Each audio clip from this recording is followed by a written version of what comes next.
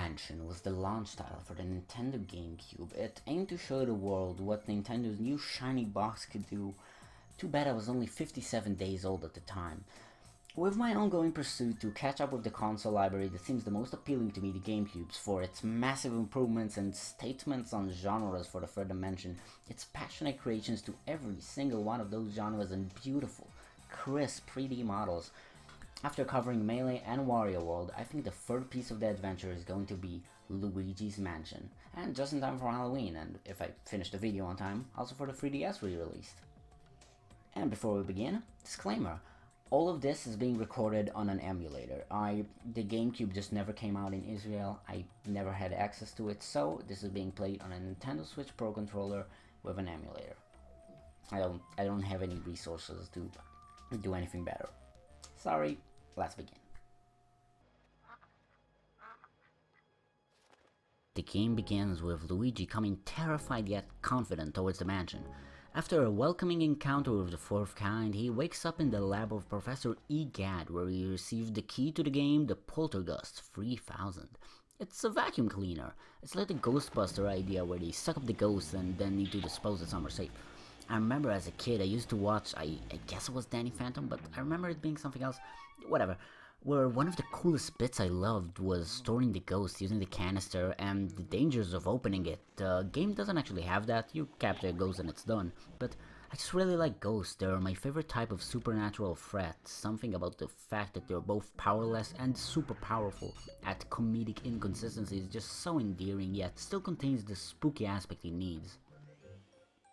Back to the vacuum cleaner, I think it's one of the most brilliant game design ideas Nintendo ever made in the modern era. Back in NES days, they just published every second idea they had that could work. Some wacky bike game? Sure. A Breakout clone where you control two giant paddles to climb a mountain? Sure, make it a chain grab too, whatever.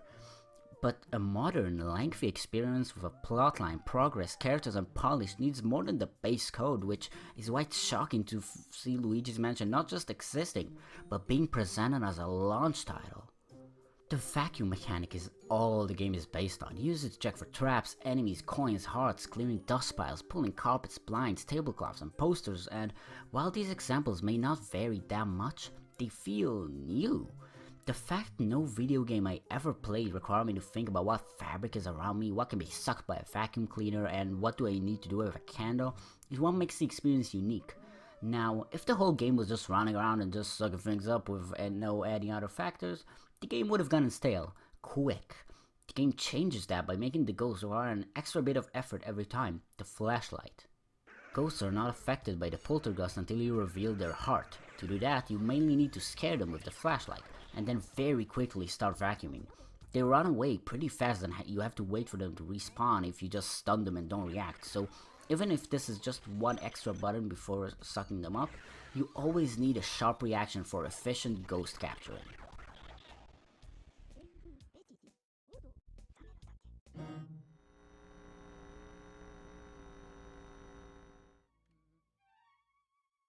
The game's structure is great in my opinion. The entire game works on keys to unlock new doors in the single mansion, making it possible to backtrack to whichever room you really want, while not letting you just walk around freely.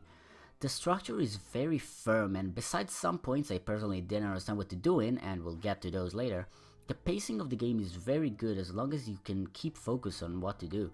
Because there's plenty consequences to getting lost in the game is a very real experience. You strongly feel scared and rush from room to room in order to find where you're supposed to go.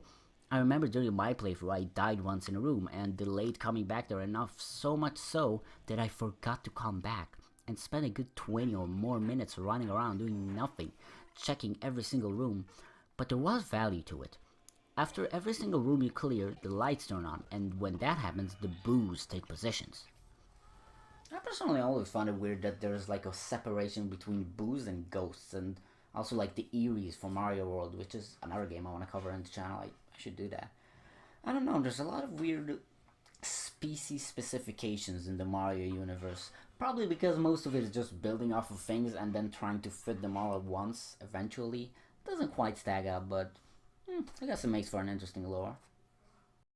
Regardless, when the lights turn on, you need to play a game of hot and cold around different objects in the room you can knock and push around a bit. Once you find the boo, it's just straight vacuuming.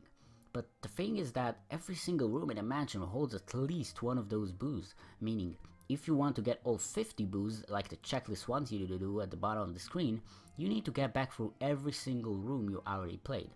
Luckily, this mechanic takes action only after the first good 12 or 14 rooms, and you have a very helpful map to tell you exactly what room you have been through or not. It doesn't say what you accomplished in the room, meaning you'll have to know for yourself if you got the boo or not, but that wasn't really an issue for me when I played. Again, the linear design with shortcuts opening up slowly is helpful in many ways. It's not a maze of a mansion, it's actually very few branching paths that aren't just one or two connected rooms.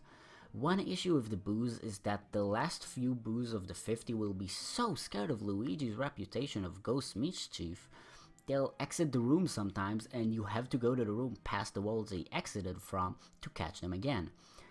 This would have been a fun twist if the result wasn't this.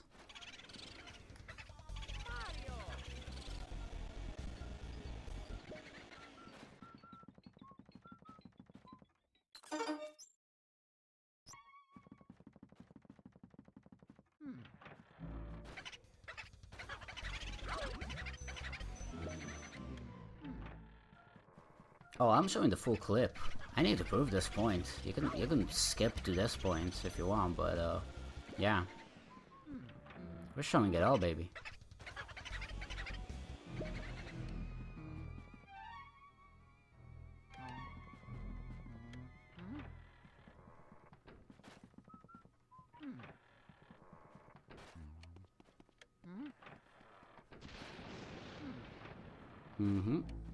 Still egging on.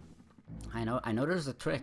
I started watching a speedrun lately after I beat the game of the 100%, and it's really entertaining, I have to say. But there's a trick that I did not know where you gotta tap, but I was not aware of that. We're showing the full clip yet again. I'm gonna state this again because content.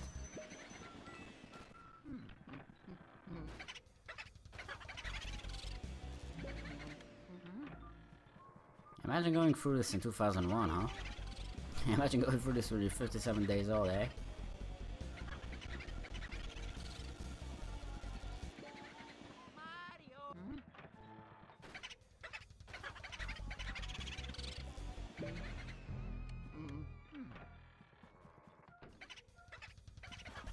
Yeah. Great. Oh, I gotta get the coins, of course. I'm also commenting on what I'm seeing. Again, this is good. 5. Oh, got it. 2 HP. Great. Very entertaining.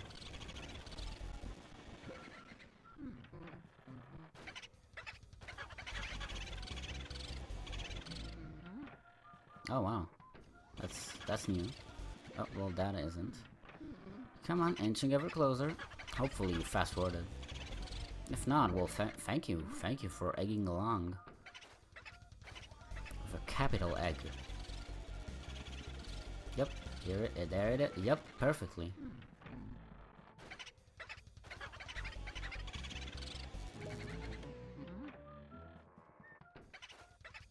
That's what I wanted. Yep, and there it is. Perfect, 1 HP. This is why I play video games for a living. I don't make money on this. Enough, that's at least for sure. Ah, phenomenal. 1 HP, yep. Glad you enjoyed that. Back to the video. Let's go back and talk a bit more about the design of the game just before starting personality. The elements. Starting late chapter 2 out of 4, you will progressively get 3 new ways to use the poltergust. Elemental attacks, being fire, water, and ice. They have their own gauge and they are loaded by collecting an elemental ghost from a source of burning, flow, and frozen things respective to the element, of course. And you can only carry one at a time. I have so much appreciation for not taking a Kirby Star Allies-like approach to these, where in that game, if you need an element for a puzzle or secret, it's always supplied right there on the spot. With Luigi's Mansion, it isn't always clear what you need to do, meaning you actually have to think about what part of your limited toolset you need the most at any point. This leads to excellent and engaging puzzle design for like 97% of goats. I did require a guide for the final boss and this cake guy. Alright, cake guy, time to explain what that even means. It's time to talk about the true driving nature of the narrative and gameplay behind Luigi's Mansion, the Portrait Ghosts. Ooh. The true structure of the game is based on a thing called Portrait Ghost. The idea is that Professor Egad had all these fellas neatly stored inside paintings until the Boogs stole them and revived the ghost pictures, and those now reside within the mansion. I want to believe the ghosts seemingly come back to where they resided before the afterlife, life. But then Egad claims the mansion only came into existence a few days ago, so I'll assume the rooms were just continued manifestation of each portrait ghost. Useless lore aside, each portrait ghost is pretty much a mini-boss for itself, but that title isn't really doing it justice. It's not just a big enemy that stops the screen from scrolling or whatever. Each of these have their own personality and design, and the way you get each one to be vulnerable to the poltergeist is a mystery, and all you have to direct you is what's inside the room and what the Game Boy horror screen tells you about the ghosts. I haven't mentioned it yet, but it's a fairly simple concept. Luigi has this first-person style camera available that, when pointed at things of interest or hearts of portrait ghosts, shows a bit of dialogue, either by Luigi or, in the latter case, a passing thought of the portrait ghosts. It is also used for a bit of interaction with the world. I was surprised to find out that if you use it on a mirror, for example, it's a fast warp to the very entrance of the mansion. It was very, very weird to see for the first time. Just look at these graphics. Whoa, these graphics. But okay, so after finishing the game, I let myself watch some videos on the game just to see if I missed anything and what are points I might want to address that others didn't. And a main thing I noticed is people really loving the Game Boy horror and how much it expands on the game. But I don't see it. I simply don't. It feels very video gamey compared to the rest of the experience, because when using the vacuum cleaner is so unique to a video game that whenever I use this camera that spits out a statement, it's the usual single static dialogue or a repeated text that just reminds you that nothing you see is real and truly has infinite outcomes. Besides the repeated dialogue, the portrait ghosts actually give pretty poor hints as to what to do, but you kinda just figure it out anyway. Like, what am I supposed to understand from this dialogue alone?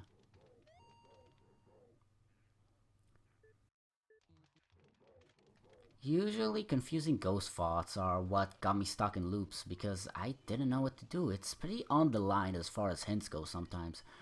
Besides that, the fact that the ghosts all have their own rooms with unique models, textures, and assets are nothing short of astounding for a GameCube game. This was still the era where if you made a model, you better reuse it often when you can, just to save on space. The portrait ghosts weren't part of Luigi's Mansion 2, as I've heard, which really makes me hope that the Switch game was recently announced at the time of this video has them again. They were the main component that moved the story, the player, and the progress forward. I think this was a way of spacing the game as a, how do I say it, the mini boss rush? Mini boss rush? I don't know. I think the way of spacing it like that is genius and handled really well with the non-combat themed presentation. And speaking of ghost themes, I have to talk about the sound design because, ooh, it's good. While the mansion is constantly playing the ghastly main theme, the mini-bosses feature a more synthesized yet still natural vibe. Well, supernatural, but not a computery vibe. Forget what that means. The reason the constant repeat of the mansion's theme isn't repetitive is because instead of just being a loop, it's more of like a breathing cycle for Luigi. He hums along and stops when he is actively doing something else, and after getting a bit carried away, he kind of scares himself by the imaginary band playing along with him and has to repace himself back. Just listen.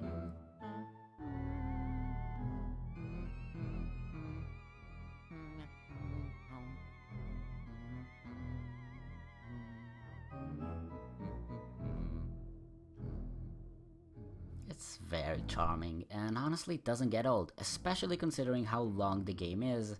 Yeah, it's time for that. I think the game is very well lengthed. It's shorter than your usual Mario or just any single player experience, but my own playthrough took roughly, well, like don't really estimate, but best I can say is 6 to 10 hours. All this combined with the fact that for all of those roughly 8 hours of gameplay, I was always hooked, always enchanted by the game's atmosphere and never tired of any concept. I think the game stays for a perfect length for it to not be repetitive in any way. I really have no criticisms of this game. I can review Mario 64 and say the controls don't really hold up the test of time because I have modern equivalents to compare it to. And I can like say Melee feels good, but kind of weird when you just start playing it for the first time because I have things to compare it. But the vacuum adventure genre isn't that populated, and for someone who doesn't play horror games, I really have nothing to try and distinguish this game from. That maybe Portal, I don't know, it's another game where you use a thing that lets you interact with the world in a unique way, but that's still so wide, you know?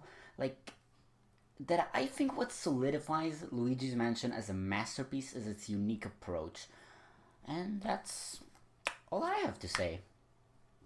Which is very surprising to me. I wanted to dedicate a lot of time to play the whole game in my holiday break. I enjoyed it. I expected to have a lot of things to say, but while the length of the game is good, it did surprise me in a debatably not very positive way. And while it does have its infuriating moments and with the booze and some misdirection with the ghost dialogue, besides those two minor hiccups, I can wholeheartedly recommend you play this masterpiece and just don't feel bad for looking up a guide or something. Luigi's Mansion for the GameCube gets a 5 out of 5 from me for being a unique, charming, and beautifully executed adventure. Thank you for watching. I love you. Goodbye.